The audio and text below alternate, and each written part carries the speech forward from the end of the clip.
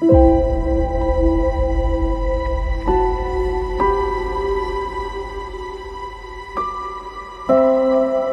amigos, paz e bem. Segue mais um presente do Centro de Memória Viana de Carvalho, a histórica conferência do nosso querido José Raul Teixeira, na abertura do nosso primeiro Congresso Espírita do Estado de Ceará, primeiro CONES, em novembro de 1995. Naquela ocasião estávamos presentes.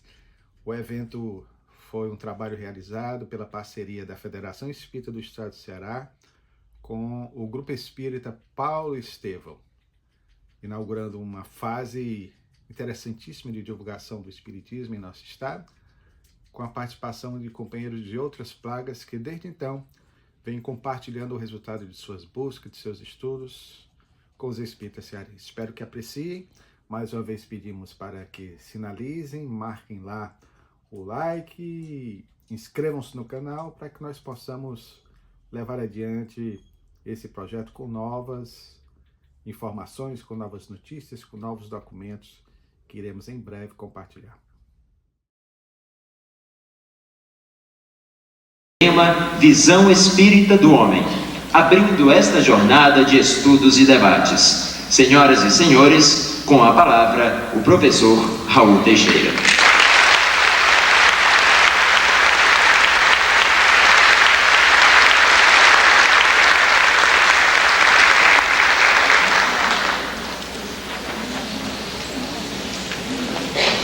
Solicitamos aos senhores presentes, mais uma vez, que tenham a gentileza de desligar seus aparelhos celulares. Muito obrigado.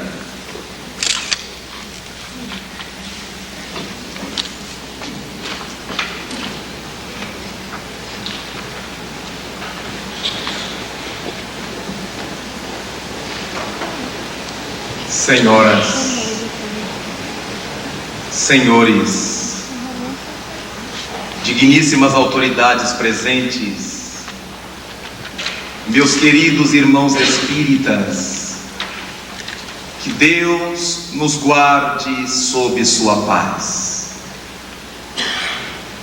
Desde os anos da década de 20 do século XIX, as preocupações acerca da evolução se destacavam. Um notável biologista desses tempos, Jean-Baptiste Antoine de Monnet, conhecido como Cavaleiro de Lamarck, tivera ensejo de apresentar seus estudos na velha França, falando a respeito dos caracteres adquiridos pelas espécies, chegando a afirmar que aquelas características não trabalhadas, não utilizadas, se perderiam ao longo da evolução. Chegamos agora ao ano de 1859, ao mês de novembro, quando o mundo da biologia trepida de felicidade. Era uma novidade que aparecia na Terra, quando o notável Charles Robert Darwin apresentava ao mundo da origem das espécies. Após as suas viagens por toda parte, chegando a vir à América do Sul, ao nosso continente, e tendo seus trabalhos checados com os trabalhos de Alfredo Russel Wallace, que lhe deu todas as prerrogativas para que se publicasse um só trabalho, versando sobre descobertas concomitantes que se identificavam, Darwin apresentará ao mundo então a sua referência sobre a evolução da espécie humana, decorrendo da evolução das espécies que antecediam ao homem, da evolução do reino animal, dos vegetais, e naturalmente apresentará uma das notáveis taxonomias. Ao lado do trabalho de Darwin, outros vários pensadores discutindo a questão da evolução animal chegarão a demarcar a posição do homem nesse contexto. Nasce então com Darwin a proposta de um homem biológico, este indivíduo que é uma máquina elaborada para grandes evoluções no trajeto do berço até ao túmulo.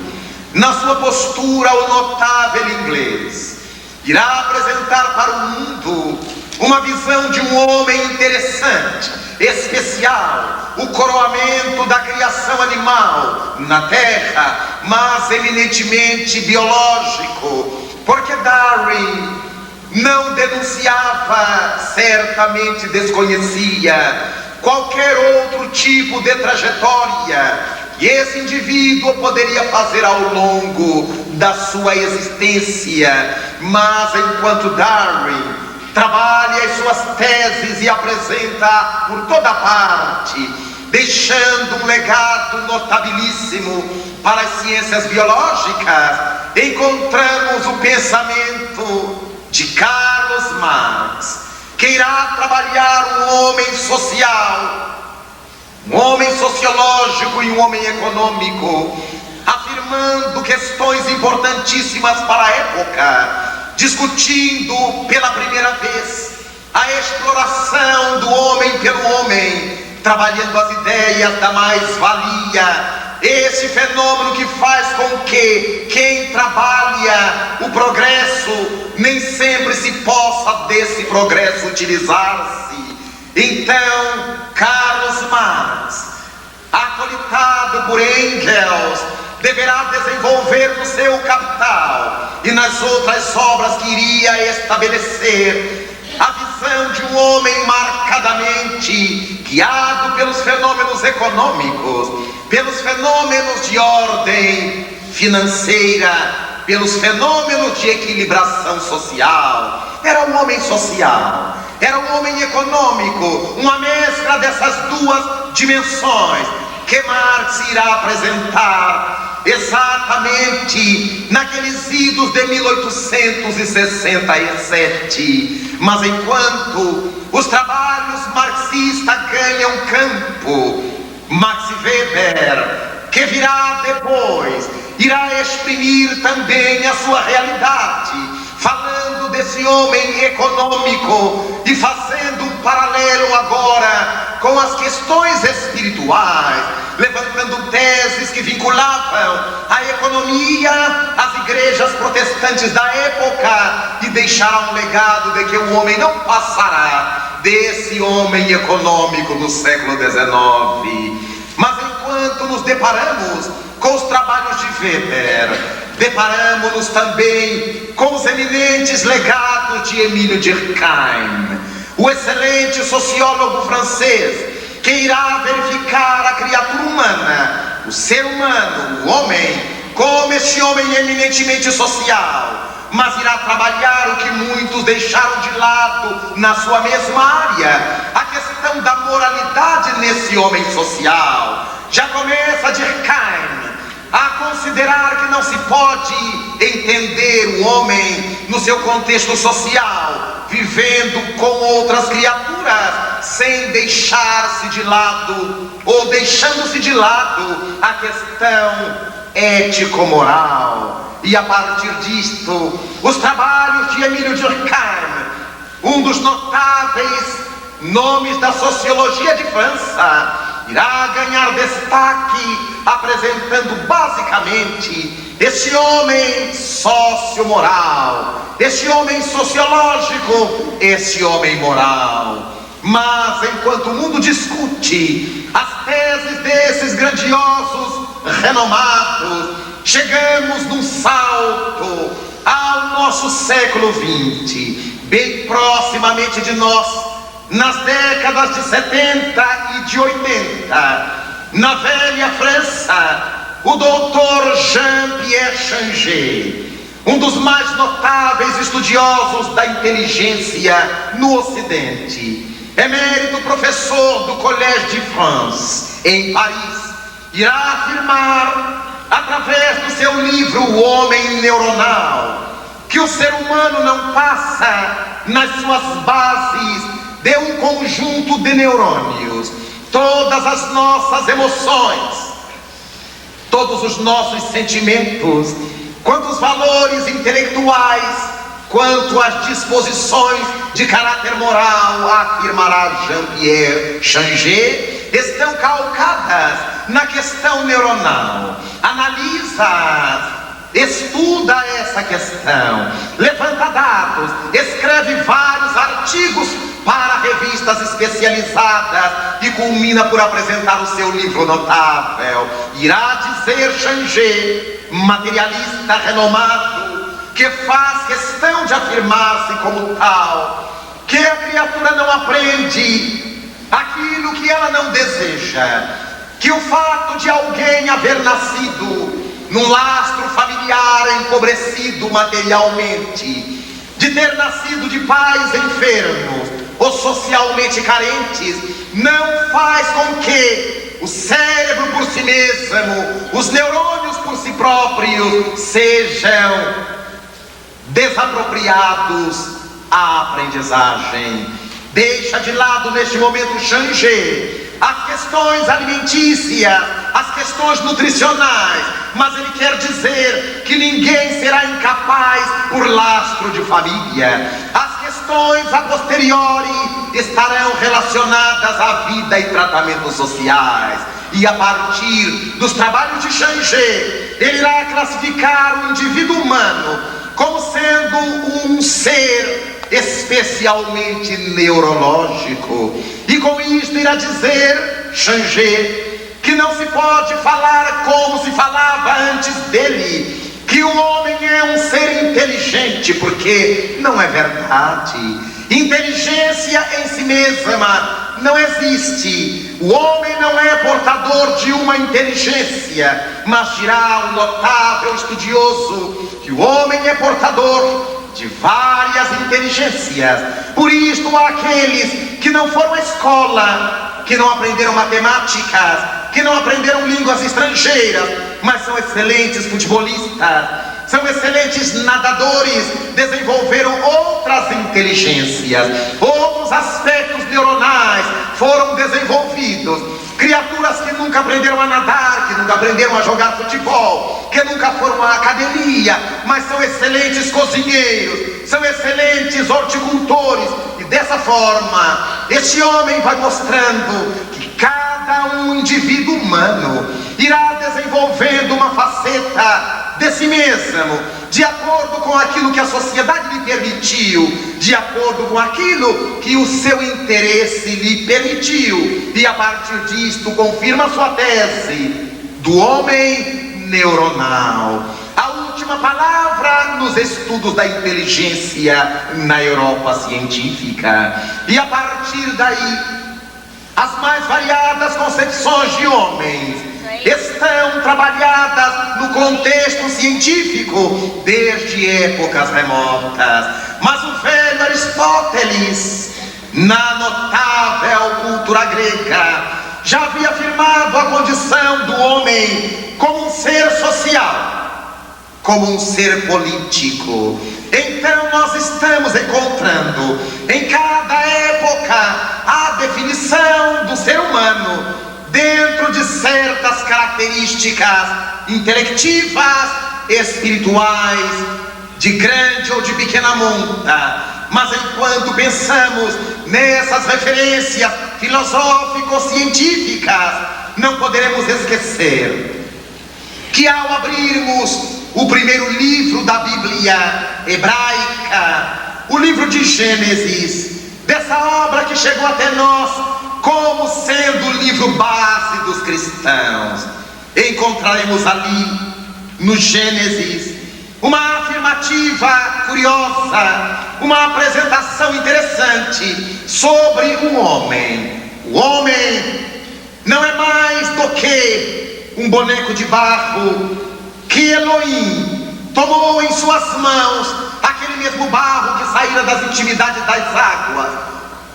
E com esse barro, com essa argila, havendo confeccionado o boneco com formas humanas, Elohim soprou-lhe as narinas.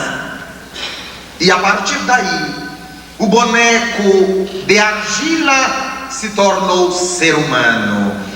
E a mesma notícia do Gênesis, ao falar do surgimento da mulher, irá colocar uma segunda forma de criação da divindade. A primeira foi forjando um boneco de argila e insuflando-lhe um sopro da vida. Mas a segunda forma de criação era o Senhor haver retirado uma das costelas do primeiro ser para fazer o segundo ser, justificando o testamento bíblico de que o homem teve direito à mulher por causa da sua solidão. Já começamos a encontrar no Velho Testamento da Bíblia uma ideia bastante peculiar sobre o homem. É uma criação passiva da divindade. Os destinos são traçados pela divindade. A mulher é a companheira natural do homem. E desde então, todas as coisas se desenvolverão na Bíblia calcadas nesse fenômeno. A mulher sempre em segundo plano relativamente ao homem. Ela sendo a costela do homem. E a partir dessa anunciação bíblica, a imagem estereotipada do machismo ganha espaço no povo judeu, que foi o primeiro herdeiro das tradições da Bíblia mosaica. O homem estava no mundo para cumprir a vontade de Deus, mas essa vontade de Deus, pouco compreendida, estaria definida depois, conforme nos narra o livro de Êxodo, quando Moisés irá receber as tábuas da lei, onde 10 itens definirão os deveres da criatura humana para com seu Criador, para com seu semelhante. Mas em nenhum momento ainda esse decálogo dirá às criaturas por que é que as criaturas deverão acatá-lo, por que é que os indivíduos deverão obedecê-lo, à exceção de quando fala a respeito da honra ao pai e à mãe. Era para que se vivesse longo tempo na terra, que o Senhor Deus aos indivíduos daria. Mas passa o tempo, Jesus Cristo agora chega à terra, aproximadamente 14 séculos depois de Moisés. Irá falar sobre o homem de uma forma diferente. Ao perlustrarmos as páginas do Evangelho de João, capítulo 10, item 34, depararemos com ele ensinando aos discípulos: não está escrito na voz do Senhor, vós sois deuses, já não vos tenho dito, vós sois deuses, o que eu faço, bem podereis fazê-lo e muito mais. Ali estava uma outra concepção para o indivíduo humano. O ser humano é um Deus, mas é um Deus com D minúscula. Não é um concorrente do Criador, é um co-criador. Porque a época em que Jesus Cristo pervagou no mundo, Deus não tinha acepção que tomou depois com os movimentos das igrejas organizadas. Deus significava Espírito. E quando Jesus Cristo assevera: vós sois deuses, vós sois espíritos. E porque sois espíritos, complementaríamos entre parênteses, sois perfectíveis. Por isto, voltamos a Jesus. Podereis fazer tudo quanto eu faço e muito mais. Esta vertente nos levará a pensar no porquê Os antigos chamavam de deuses as entidades boas, as entidades malévolas. A Grécia, a Índia, Roma encontraram deuses de diversas expressões. A deusa Cotito da marinhagem egípcia, a deusa egípcia da devassidão, a deusa da prostituição, como encontramos Zeus ou Júpiter, o pai dos deuses. Então os deuses não eram senão espíritos. Tanto quanto nós hoje os chamamos de guia, de obsessores, havia entre eles os deuses maiores, os deuses menores. E dessa forma encontramos deuses de prostituição, deuses de guerra, deuses de criminalidade, porque a expressão tinha a acepção de espírito. E ao dizê-lo, Jesus Cristo nos dá uma grandíssima esperança. Vós sois deuses, todos nós. E nessa concepção, sem saber propriamente o que é que o Mestre estava querendo dizer-nos com esse modo de afirmar, surgiram as igrejas e passamos a denominar a divindade criadora de tudo como o Deus, o God, o Lord, e assim sucessivamente. E os deuses foram esquecidos, porque a igreja romana, ao estabelecer-se, passou a chamá-los santos. Os espiritualistas de outras denominações que se foram apresentando pelo mundo chamavam-nos de várias formas, de almas, de doentes, de gnomos, de espíritos. Desse modo, o homem do tempo de Jesus era um Deus com D minúscula, era um espírito fadado à perfeição. E a ordem do Mestre, sim, porque foi uma ordem, não foi um pedido, não foi uma solicitação, não foi um apelo, foi uma determinação: sede perfeitos, como perfeito é vosso Pai Celestial. Era uma determinação, e se era uma determinação, dirão os espíritos da doutrina espírita, é porque é uma lei da qual nenhum de nós se evadirá. Ainda que delonguemos esse dia, ainda que demoremos na marcha, mas há de chegar o tempo em que todos nós alcançaremos a identificação com o pensamento cósmico do Criador. Não significava que Jesus Cristo estivesse determinando que nós fôssemos iguais ao Criador, mas que nos aproximássemos, que fizéssemos esforços para nos identificar com o Pai, como um dia Jesus Cristo disse: eu e o Pai somos um.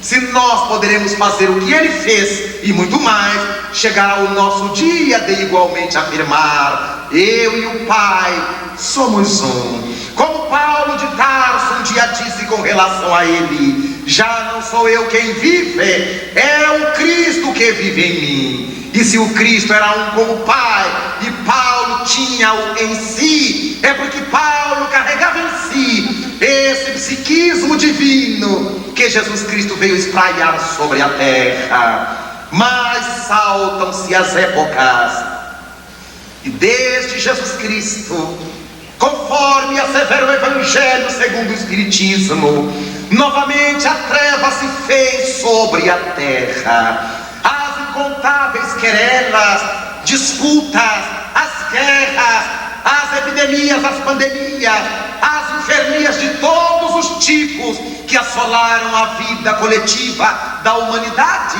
deram ensejo a que o homem buscasse, através de mil expedientes, conforto para as próprias almas, lucidez para os raciocínios. Atravessamos períodos tenebrosos, a Idade Média do pensamento, o período da chacina, do extermínio dos bruxos, da morte a todos aqueles que tinham qualquer tipo de contato com o mais além. Mas é na segunda parte do século XIX, que irá apresentar-se na Terra uma doutrina brilhante desde o nascedouro, a doutrina dos Espíritos, apresentada ao mundo pelo notável professor francês Hippolyte Léon Denis Rivaio, que o mundo espiritualista aprendeu a conhecer com o pseudônimo de Allan Kardec. Esse notável homem, havendo recebido de parte dos imortais, anunciando-lhe nas célebres reuniões da casa de Madame Cléry-Maison, no coração parisiense, saberia que a ele estava a tarefa de coligir os ensinos que os Espíritos traziam para apresentá-los à humanidade. Essa seria a sua missão. E Rivaio lança-se à obra corajosamente, e no período de aproximadamente 2 anos e meio, dá conta perfeitamente do recado do mais além, e apresentará ao mundo na célebre Galeria d'Orléans, na livraria de Messier Danty, que já desencarnara há pouco, mas a viúva respeitara a sua palavra e concedera a Kardec para que ele ali lançasse o Livro dos Espíritos em sua primeira edição, naquele 18 de abril de 1857, 2 anos antes de Charles Darwin apresentar da origem das espécies, 10 anos antes de Carlos Marx apresentar o seu Capital. A doutrina espírita, apresentada em O Livro dos Espíritos, na primeira edição, com 501 perguntas e respostas, seria ampliado para 1019 questões na sua segunda e definitiva edição, trazida a lume a 20 de março de 1860. Mas é nessa obra fulgurante, O Livro dos Espíritos, que nós começaremos a ter uma nova dimensão da criatura humana. As mais várias crenças, mesmo as decorrentes do cristianismo, tinham interpretações muito próprias a respeito do homem, e chegando a passar pelo dogmatismo, que afirmava que o homem não tivera anterioridade, que Deus criava a alma para habitar ao corpo que acabava de nascer, sendo uma alma virgem para um corpo virgem. Não conseguia o dogmatismo explicar as anomalias das crianças desde que nascem, os caracteres diferenciados das crianças desde que começam a apresentá-los. O dogmatismo não conseguia explicar a razão de haver na terra pobres e ricos, já que ninguém tivera anterioridade, já que ninguém vivera antes, por que uns nasciam enfermos e outros saudáveis? Por que uns nasciam nas grandes cidades e outros nos guetos de miséria, enfurnados nas covas do abandono do mundo? Agora chegava a doutrina espírita, logo para começar a sua reflexão a respeito do homem. Allan Kardec vai indagar dos imortais se o homem apareceu conforme diz o Velho Testamento Bíblico, como um casal, se a humanidade começou por um casal, ou se essa não é a real realidade. E o Espírito de Verdade responde-lhe que Adão e Eva, como primeiros homens, de fato é uma lenda, eram o símbolo dos primeiros homens, dos primeiros grupos que chegaram à Terra, que vieram de outras constelações, de outros sistemas siderais, porque Adam não era propriamente um nome de pessoa. Adam significa homem, como Eva não era um nome próprio, significava mulher. Então Adão, que deu ensejo à raça adâmica, era o nome do homem.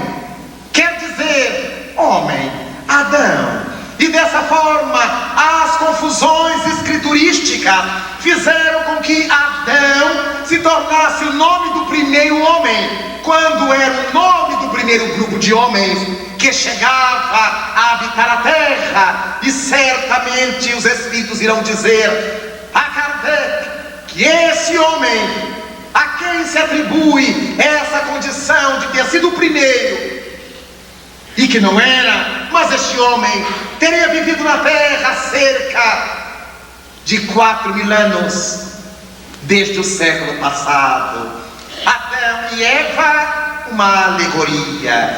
Então Kardec pergunta se o tipo humano teria aparecido na terra em vários lugares, em várias épocas, e os Espíritos dizem que sim. E ao lermos a questão 53, a questão 54 de O Livro dos Espíritos, nos daremos conta de que é graças a esse fenômeno da espécie humana aparecendo em várias partes que se pode explicar a multiplicidade de raças, as características etnográficas e raciais de tantos indivíduos. É graças a isto que agora se pode entender o próprio Gênesis, quando estabelece que estavam na terra Adão e Eva, um homem e uma mulher, que se casaram e tiveram o primeiro filho, que foi Caim. 3 pessoas na terra inteira. Depois tiveram Abel, o segundo filho, a 4ª pessoa na terra inteira. Caim matou Abel. Somente depois da morte de Abel lhes nasceria o 3º filho, Sete.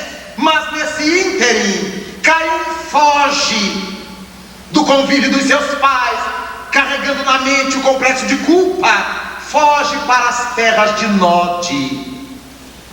Para as terras de Nod. Ali ele se casa. Ora, com quem? E constrói uma cidade. Para quem?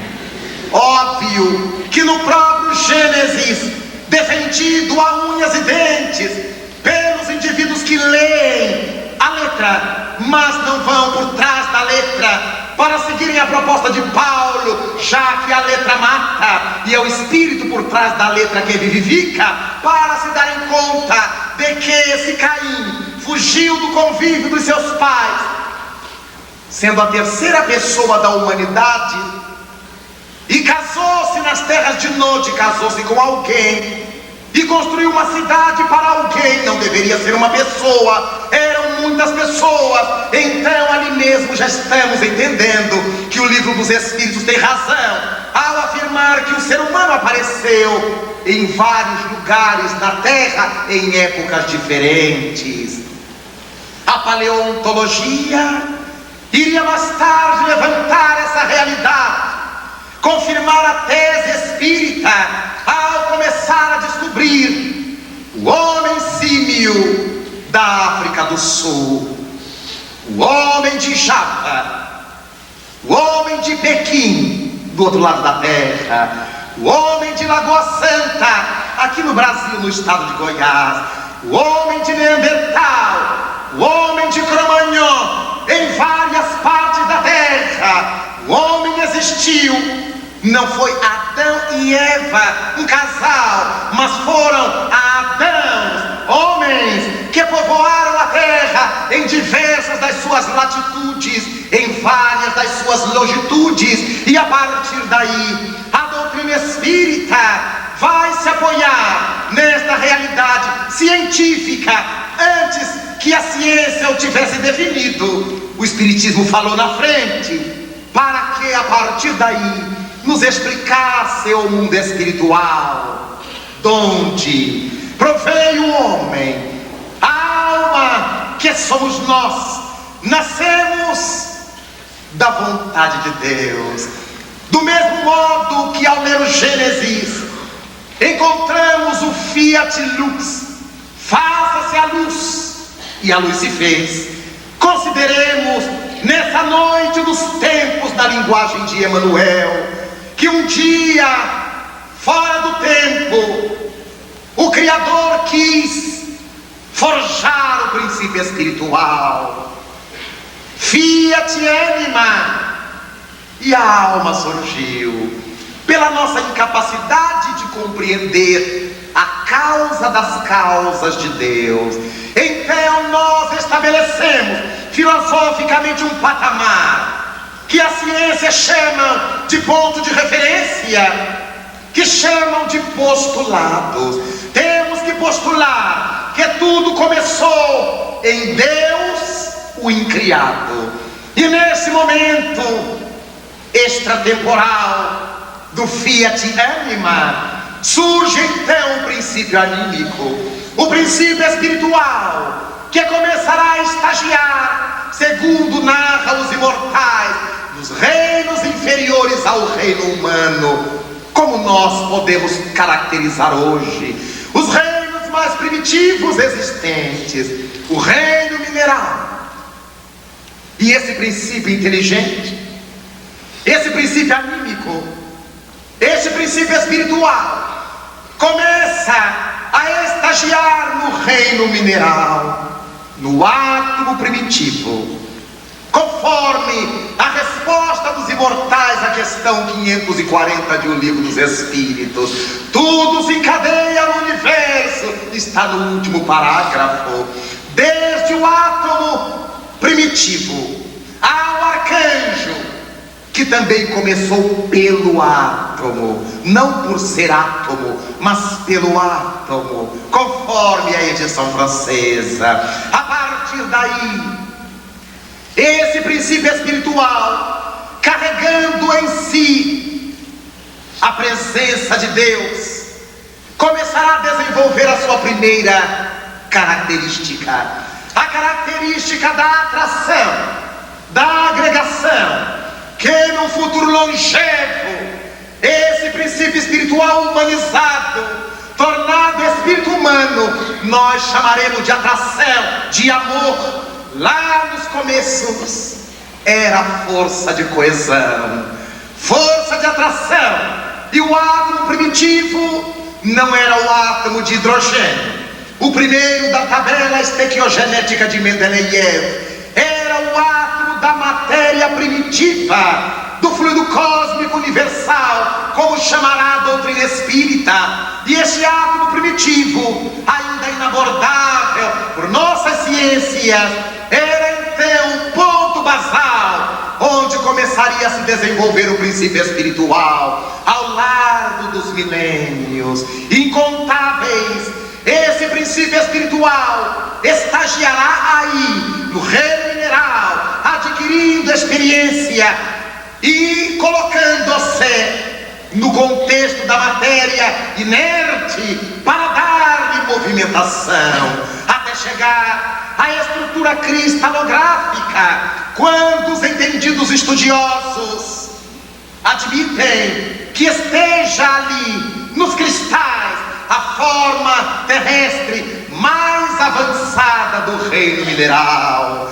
É a partir dessa consideração que agora os espíritos irão mostrar que quando o princípio espiritual alcança o mais largo estágio no reino mineral, ele troca de experiência, muda de experiência, muda-se de reino. Mas agora, para sair do reino mineral e penetrar o próximo, que já era um reino orgânico, o princípio espiritual teria que fazer algumas elaborações, que sofrer algumas elaborações, e os cientistas que desconhecem completamente a questão mais íntima do espírito irá definir, no entanto, o momento em que o ser inorgânico, vamos colocar ser entre aspas para acompanhar a linha do nosso pensamento,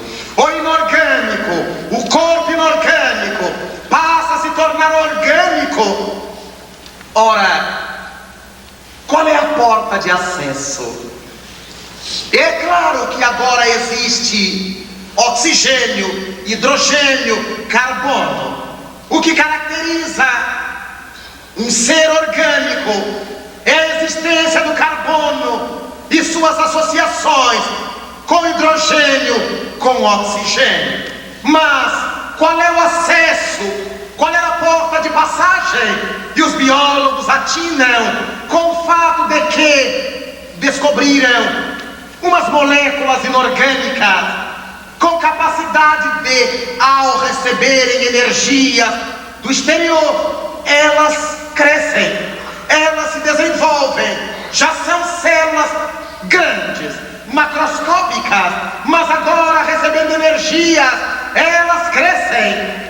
O que já não é uma característica do reino inorgânico, mas uma característica dos corpos organizados. Então, a essas moléculas eles chamam de coacervados. Está nesse conjunto de coacervados a porta para um reino orgânico, afirmam os biólogos.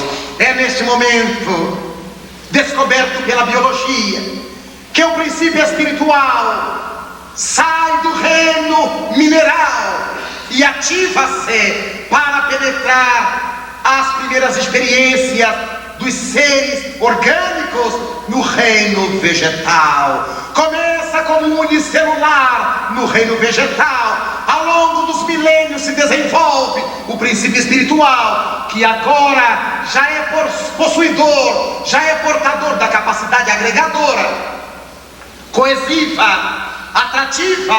Agora vai aprender a retirar da natureza em torno, do habitat, a alimentação para si mesma, para elaborar a sua própria alimentação. Esta célula vegetal, este princípio espiritual nela estagiando, desenvolverá a capacidade de retirar do humus, do ar, da luz, os elementos para a sua nutrição. E surge, ao longo da evolução vegetal, fenômenos de fotossíntese. Surge a clorofila, o pigmento verde da grande maioria dos vegetais, mas por transformações aparecerão os carotenos, os pigmentos vermelhos das plantas vermelhas, o que dá cor, por exemplo, ao tomate maduro, a cenoura, a outras plantas. Então, a biologia se desenvolvendo no reino vegetal, graças a essa ação inconsciente do princípio espiritual, pela sua bagagem anterior ao contato com a nova estrutura, e imprime a nova estrutura às suas condições.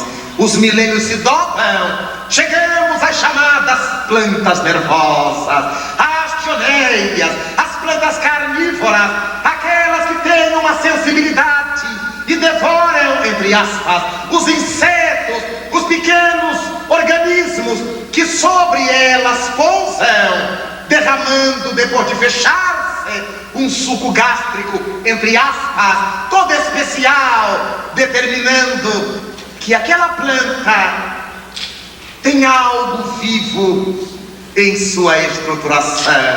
As dormideiras, as quais tocamos e elas se fecham. Às 11 horas, que quando beija o sol, as suas corolas, elas se abrem, e depois que o sol se vai, elas se fecham. Existe já um mecanismo especial, e esse princípio espiritual, adquirindo virtudes nessas áreas, se desenvolve, avança os milênios, e agora o princípio espiritual, que já tem a capacidade de agregar, que já tem a possibilidade de elaborar seu próprio alimento, sua própria nutrição, vai ganhar no estágio seguinte uma nova prerrogativa. O princípio espiritual sai dos vegetais superiores para iniciar a nova jornada novamente na série mais baixa do reino animal, os protozoários. O princípio espiritual começará então como se fosse, por exemplo, uma ameba. Não tem sistema nervoso, movimenta-se nos mares, nos seios aquosos, graças aos impulsos elétricos das substâncias químicas da sua intimidade. Daí a escala de evolução animal vai encontrar depois dos protozoários os notáveis espongiários, depois os selenterados, onde se encontrarão os rudimentos do sistema nervoso, que chegará até nós. Dos selenterados encontraremos platelmintos, ectodermas, avançaremos até chegarmos ao mamífero, ao animal mamífero, e dessa bifurcação surgirá o ser humano, com o sistema nervoso mais complexo de que se tem notícia. E este ser humano, nessa escalada evolutiva, depois de atravessar os milênios, no reino animal, o que desenvolve o princípio espiritual? A locomoção, a irritabilidade, as reações nervosas ao ambiente em que esteja.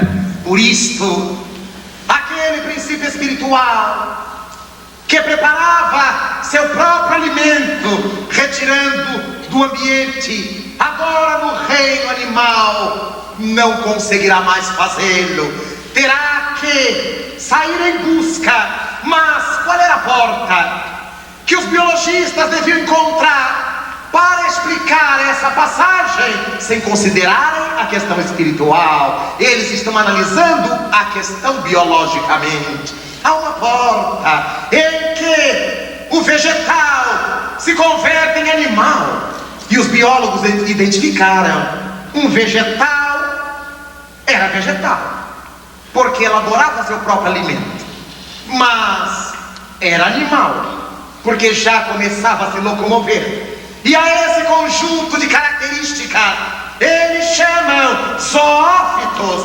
Eram parte zoo, animal, eram parte fito, planta. Ainda estavam elaborando o seu próprio alimento, retirando do ambiente, mas já se locomoviam. Aí estava a porta de entrada do princípio espiritual, do reino vegetal para o reino animal. Avança, desenvolve-se. Agora o animal começa a reagir às condições do seu habitat. Ele procura as furnas para se aquecer. Ele agora procura a reprodução por instinto. Surge a reprodução sexuada, mas persiste a reprodução assexuada, como a das nossas células. Herança ainda dos tempos dos protozoários, quando a ameba se biparte, e em cada uma das partes ela contém uma ameba inteira, e essa outra ameba inteira se biparte, e então se luxuria o ambiente de amebas que se multiplicam por siciparidade. A partir daí encontraremos o ser animal penetrando o ser hominal, o irracional alcançando a razão. E os biólogos continuaram a procurar qual era a porta de acesso da irracionalidade para a racionalidade. Até hoje não encontraram. O famoso elo perdido dos biólogos não encontraram. Os espiritistas nos deparamos com essa explicação na palavra do espírito André Luiz, pelas mãos de Chico Xavier, no momento notável do seu trabalho Evolução em Dois Mundos, quando ele dirá que esse elo perdido não foi encontrado na Terra, porque essa mutação não se dá na Terra. Quando o animal superior desencarna na sua última existência de irracional, já com o senso da individualidade, vai ao mundo espiritual e é tratado por entidades angélicas, por espíritos nobres que regem o processo de evolução planetária sob a égide de Jesus Cristo. E esse princípio espiritual sofre arrumações em seus campos energéticos. Começa agora uma nova fase. Agora então, quando ele voltar à Terra, apresentará muitas características do tempo da irracionalidade, da época da irracionalidade, mas já será um ser racional. Surgem os primeiros tipos humanos nos mundos primitivos, mais macacoides do que propriamente seres humanos. Vão sofrendo ao longo do tempo as mutações biológicas, e os espíritos ainda nos dizem que na Terra o fenômeno ocorreu de forma curiosa e bela, porque os capelinos, seres espirituais que vieram de outras dimensões cósmicas, que vieram de outros sistemas siderais para a Terra, recebidos por Jesus, passaram então a mesclar-se com os autóctones, com aqueles tipos ainda enfeados na forma biológica,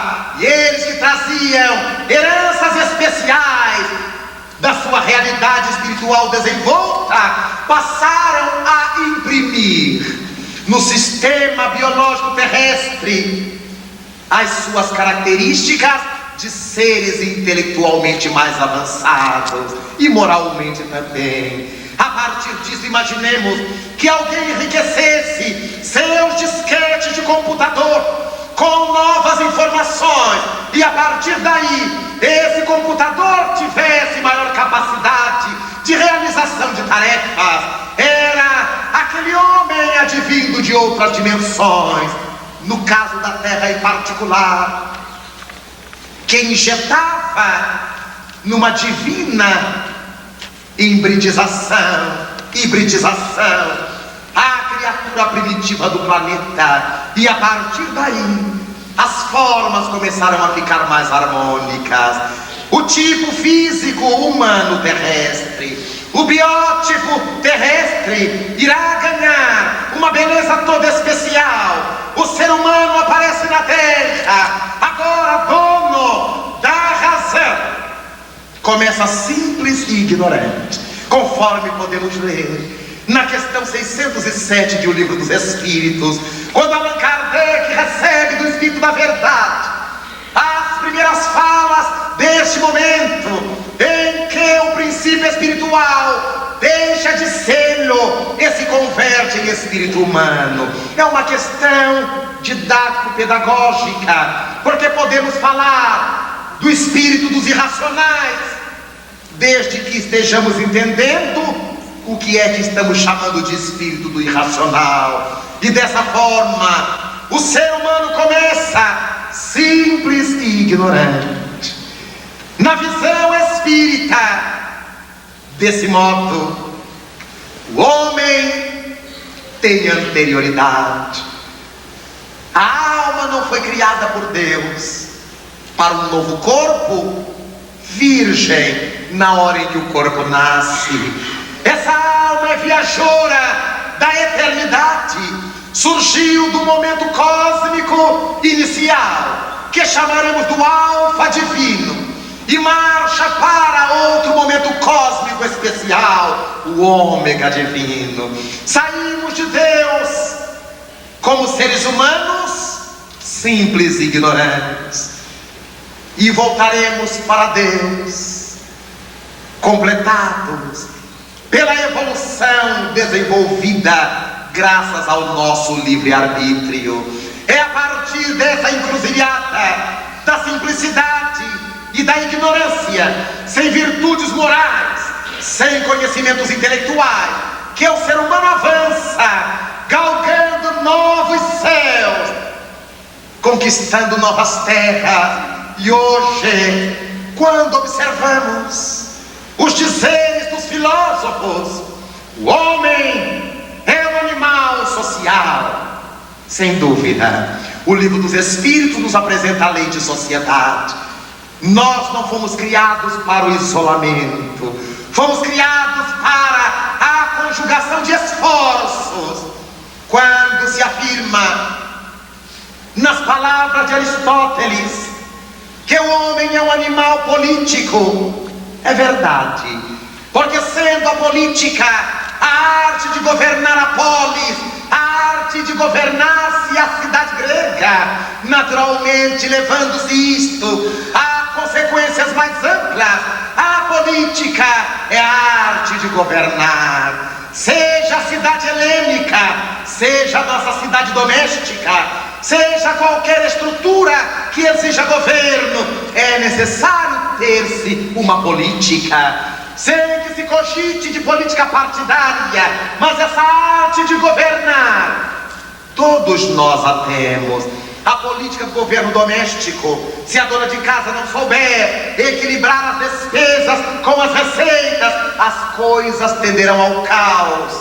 Se o homem não souber politicamente equilibrar o tempo de fazer as coisas, harmonizar o seu lazer com o seu trabalho, com suas funções domésticas, naturalmente se perderá. Se não souber conversar com a pessoa nervosa, com a pessoa parada demais, com a pessoa lerda, para tudo isto é necessário desenvolver-se o que nós chamamos popularmente de jogo de cintura, o que não deixa de ser uma técnica política. Com esses nós podemos falar assim, com aqueles falamos de tal outra forma. E os discípulos perguntaram a Jesus: por que é que para nós tu falas abertamente, enquanto para os outros tu falas em parábolas? Era a política de Jesus. É porque vós, responde o mestre, já entendeis o que eu digo. Então, há que se ter de fato uma política própria para lidar com criaturas tais e quais.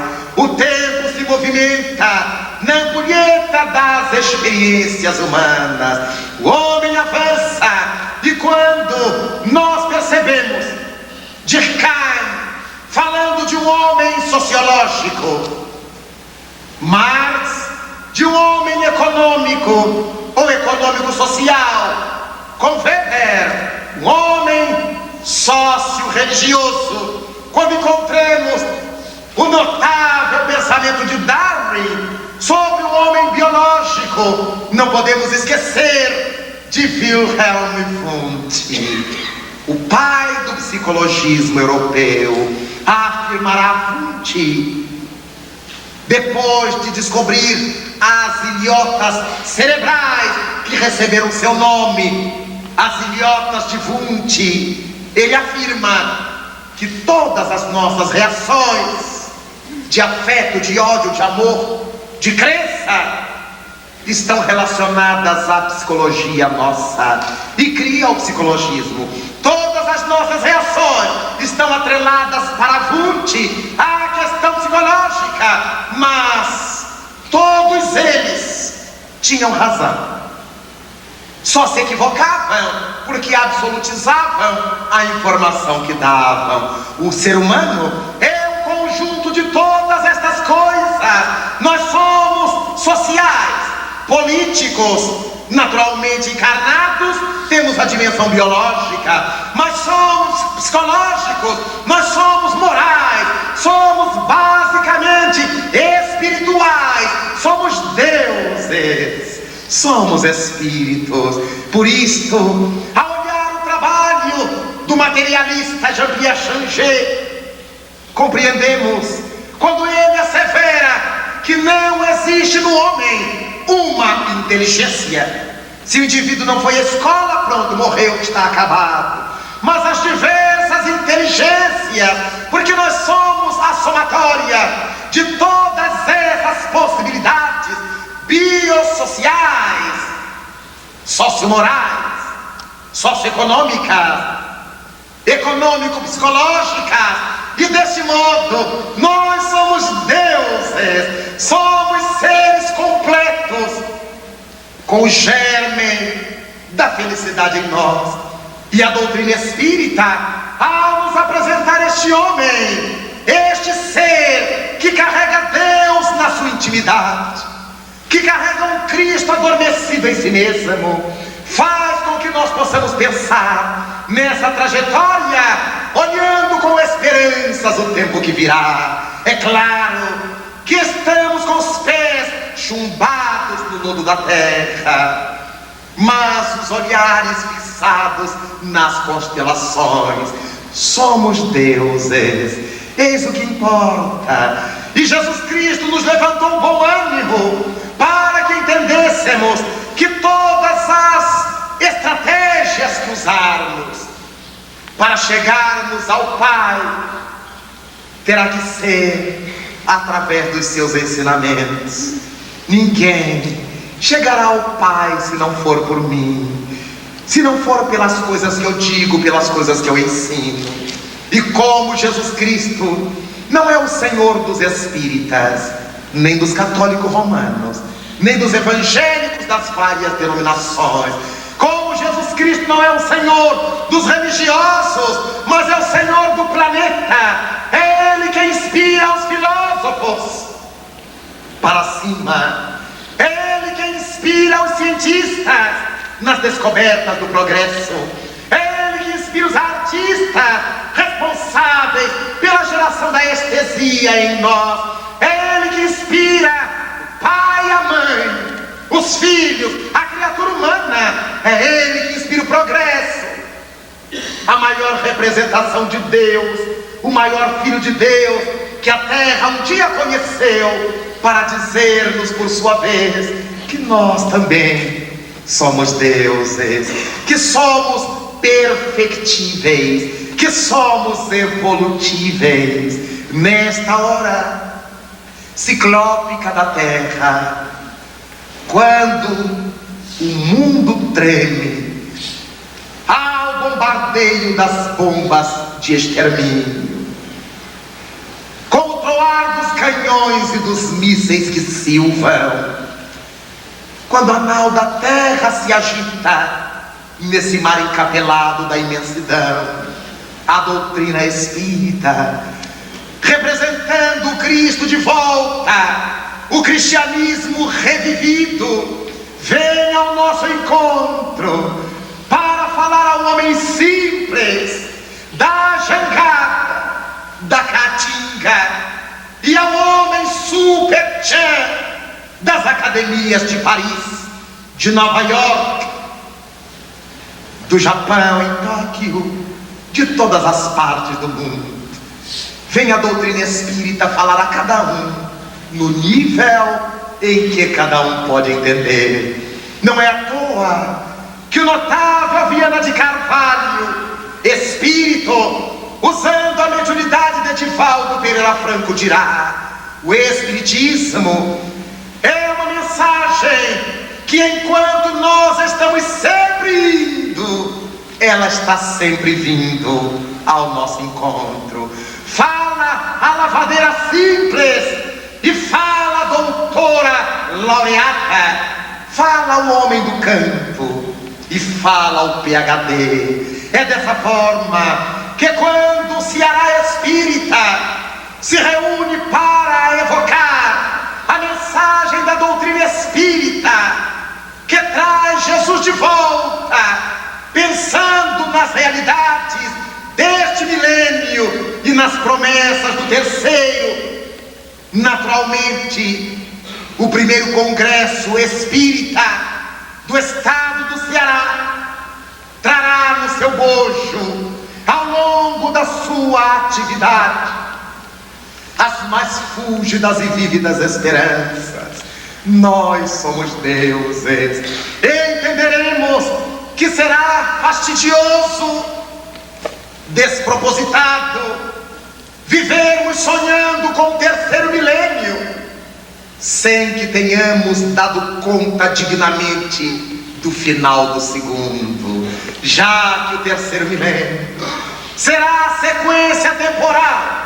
Ao retirarmos da parede o calendário, ao fazermos espocar os fogos de artifício da noite demarcadora, não teremos mudado o mundo, senão apenas mudado o calendário. Por isso, a doutrina espírita, vendo no ser humano que nós somos a marca registrada de Deus sobre a terra, apesar de tantas angústias e agruras, pelas características provacionais expiatórias de nossa escola planetária, certamente nos dá esperanças de um terceiro milênio, onde todo o processo das bênçãos nós iniciaremos.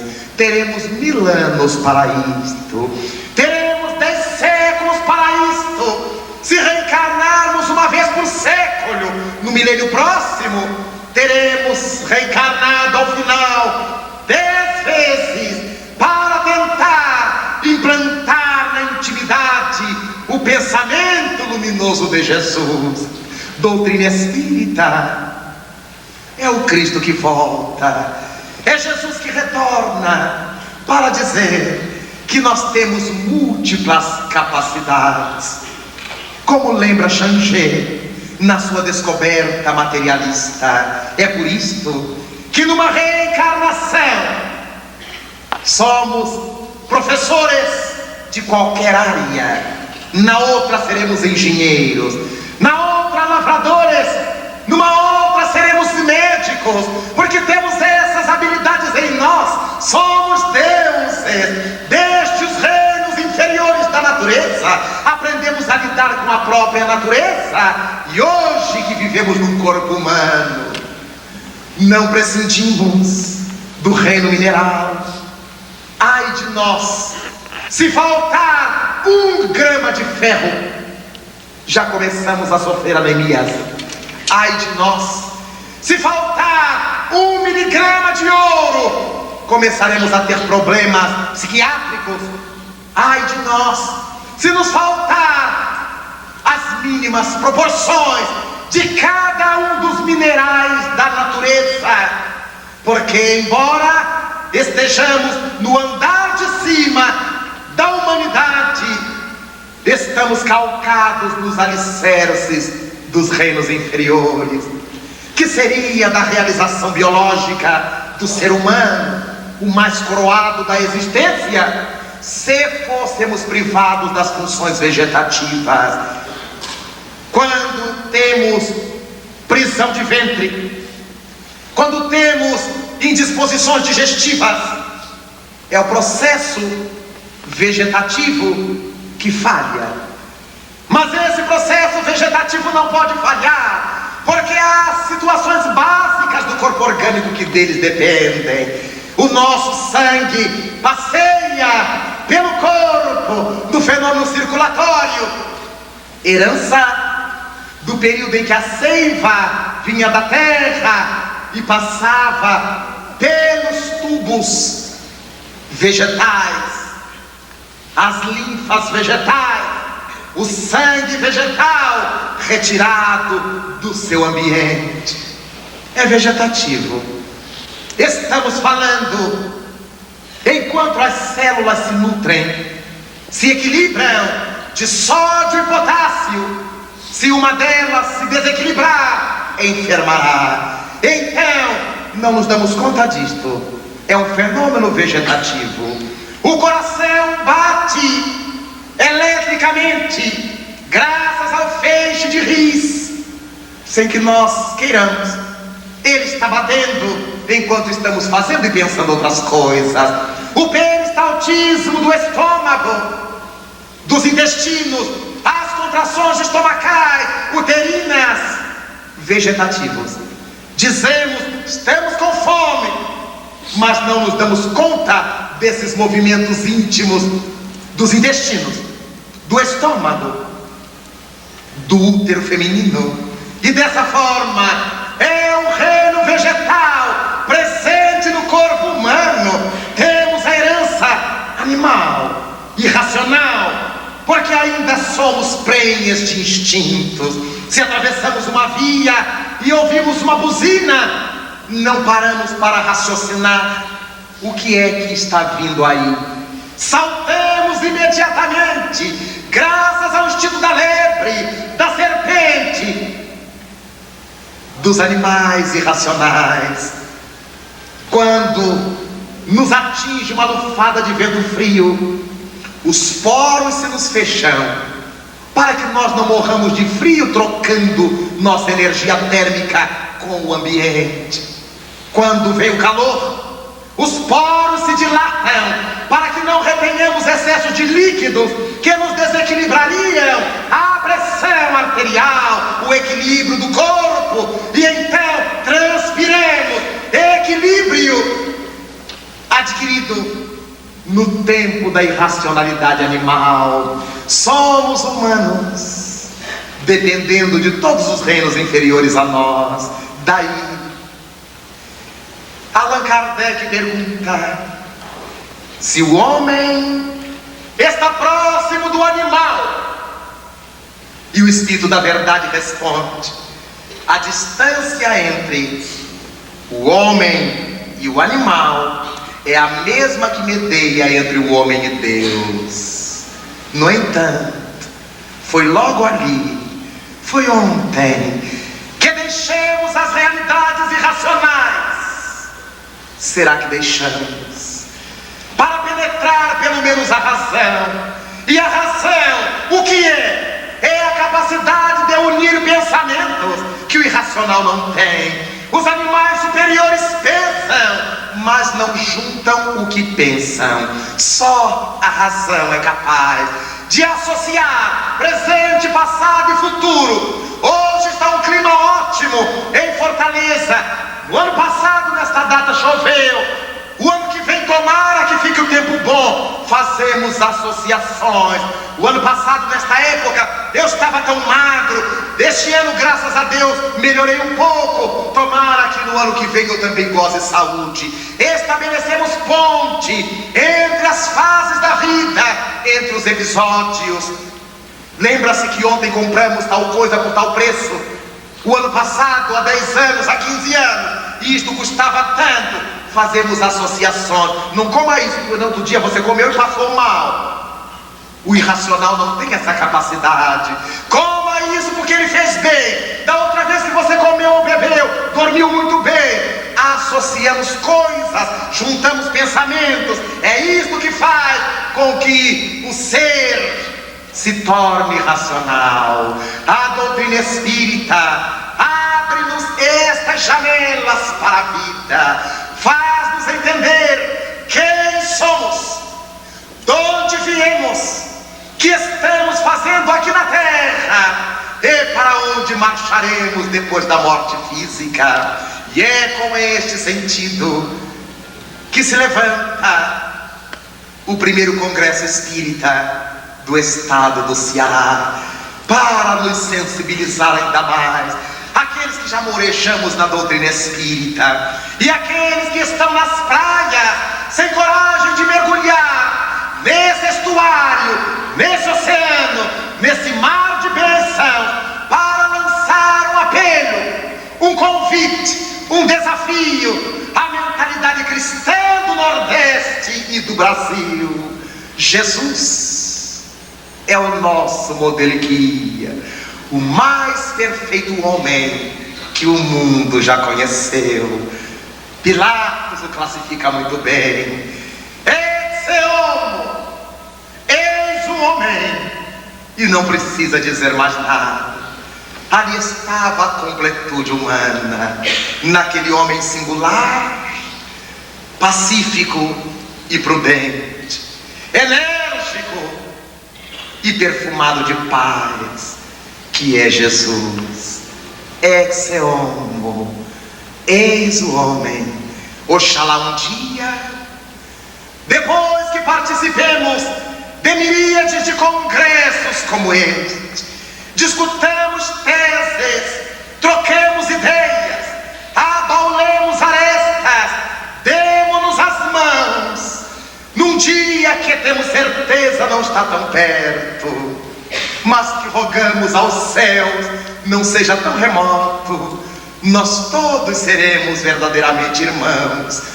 A terra terá encontrado o rumo certo nesse mar, porque Jesus está no leme, e nós todos, ouvindo os rumores da guerra, que terá sido coisa do passado, do abandono social, que terá sido coisa do passado, das misérias humanas, que só encontraremos nos dicionários e enciclopédias, como momentos infaustos da humanidade, nós todos nos daremos as mãos e lembraremos o cancioneiro do Evangelho e diremos emocionados, nesse dealbar da era nova: vem Jesus, divino amigo, vem trazer-nos tua paz, porque só tu és o nosso abrigo, abrigo que venturas mil nos traz.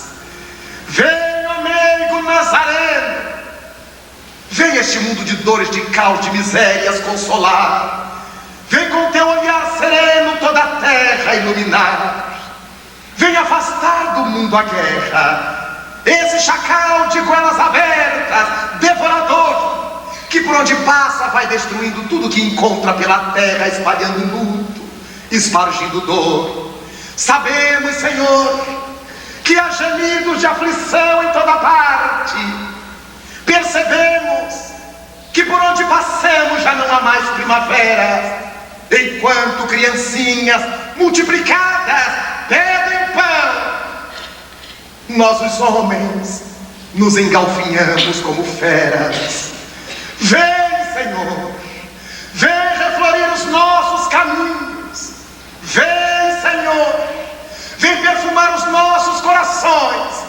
Vem ainda hoje exterminar a dor, silenciar o silvo dos mísseis e fazer calar a boca miserável dos canhões. Vem, Senhor, com teu amor tão fecundo, iluminar as nossas consciências, dar-nos melhor visão do mundo e fazer feliz a terra e fazer feliz o mundo.